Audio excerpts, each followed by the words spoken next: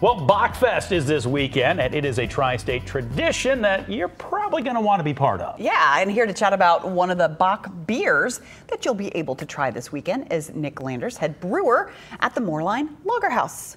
Good morning. Hello. Hi. Thank you for having me on. Nick, thanks for coming in. So for people who may not know, tell us what a Bock beer is. Essentially, a Bock beer is a strong lager beer.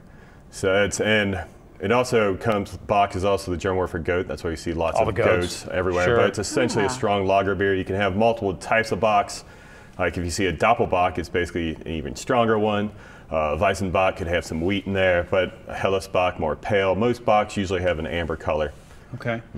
Let's just stick with the Doppelbock, the Emancipator Doppelbock. What is that whole process like? How is it different coming up with something like that as opposed to something else? Well, it's essentially you're just trying to make stronger beer, so you just add a little bit more malt, concentrate those sugars, so when the yeast does its yeasty business and eats it all up and converts into wonderful alcohol, you'll make a little bit more concentrated. Now, is Bock beer something that you really only kind of brew this time of year, or is it something you can find all year round? Some you can find year round. Traditionally, it's a springtime beer, and so you'll see a lot of my Bocks as well coming out. But you could easily make a Bock beer all year round. I would prefer to do that. Yeah. I love Bock beers. You love the Bock? Yeah. I have a goat tattooed on my body somewhere. Yes. I like how you left it a mystery in terms of its exact location. So this town, of course, it's a beer town, right? We love beer in this town, but it's more about just loving beer. It is historically important in this town. Events like this are important. What does it mean for brewers around here when something like Bockfest rolls around? Well, we are making beer, and we are always serious doing business, but sometimes if we're making beer, we might as well have some fun. Right.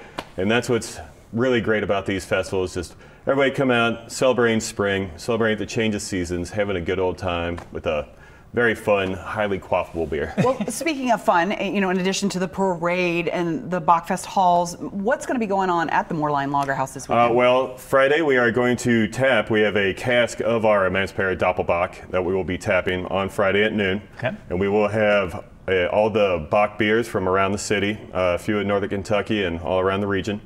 And you can come up, $5 beers all day Friday.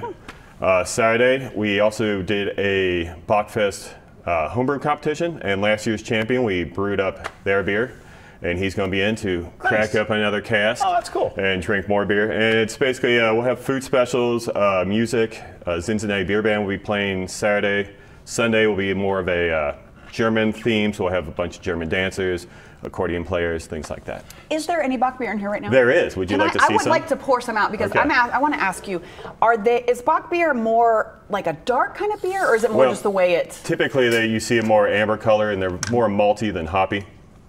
Oh yeah, go for it. Look at that. Well, I'm just showing the viewers. It's for research purposes. Now this is our homebrew champion Bock. Okay. He will be there. Bill That's Willis. a nice looking color right there. Won last year, and he came in, brewed up a beer, basically based off his recipe. Did a little tweaks, but got to about 7% alcohol. Those home brewers, I mean, there's a passion there. Like they love to do that. Obviously, you have a business to run. You guys love doing it too. But is there sort of a brotherhood, if you will, between brewers? I mean, everybody's got a business to run, but there's got to be something. Oh yeah, there everyone really likes getting along, just tossing ideas back and forth. Yeah. Like thing you can do on a homebrew scale, slash a big scale, is you can do a little bit more experimentation, because making 5 gallons at a time as opposed to 500 gallons, you can mess up a little bit or just tweak it a bit, and it's a lot easier, a lot cheaper.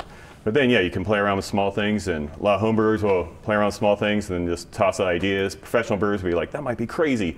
But then think about it for a minute, like, all right, it's not too crazy, and then we can try it out too. There's something new. I love it. It's so cool. All right, well, if people want to find out more information, I know they can go to the Bockfest website, but also the Moorline website. The Moorline Lager House website, there's a Bockfest click up there, go in there, we'll give you all the information. We'll be having a tasting too for the entire weekend, so come on down and try some beer. All right, have an awesome Bockfest weekend. Thank you. Thanks for coming in. Cheers.